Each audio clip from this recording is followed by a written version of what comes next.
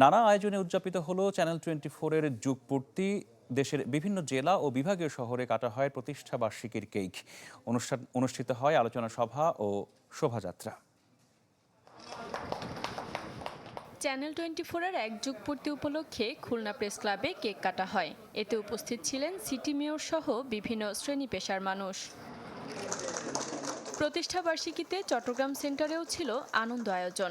অতীতের ধারাবাহিকতায় আগামীতেও বস্তুনিষ্ঠ সংবাদ প্রচারে সংবাদ মাধ্যমটি অটল থাকবে বলে আশা প্রকাশ করেন অতিথিরা। ধন্যবাদ, স্বাগত এবং অভিনন্দন জানাচ্ছি তাদের এই পথ চলা 12 বছর থেকে অতিক্রম করে শতবর্ষ পার হোক। এভাবেই জন্মদিনের শুভেচ্ছা, অভিনন্দন এবং তারা আরও এগিয়ে যাক, এইটাই আমি প্রত্যাশা করি। চ্যানেল 24 সবসময় বস্তুনিষ্ঠ সংবাদ প্রকাশ করে আসছে, আগামীতেও বস্তুনিষ্ঠ সংবাদ প্রকাশ করবে।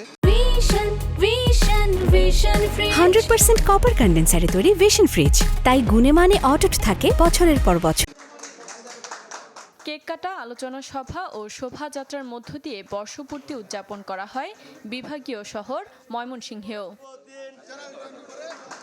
রংপুর ব্যুরো অফিসেও উদযাপিত হয় চ্যানেল 24-এর যুগপূর্তি। তাদের ধারাবাহিক এই অগ্রযাত্রা অব্যাহত থাকবে এবং আগামী দিনে যে কয়েকটা উল্লেখযোগ্য চ্যানেল, তার মধ্যে আমি মনে করি চ্যানেল 24 একটা অবস্থান ধরে রাখবে, এটা আমার বিশ্বাস। বিগত দিনের ন্যায় আগামী দিনগুলোতেও তাদের এই ধারাবাহিকতা অব্যাহত রেখে চ্যানেল 24 জাতি গঠনে ভূমিকা রাখবে।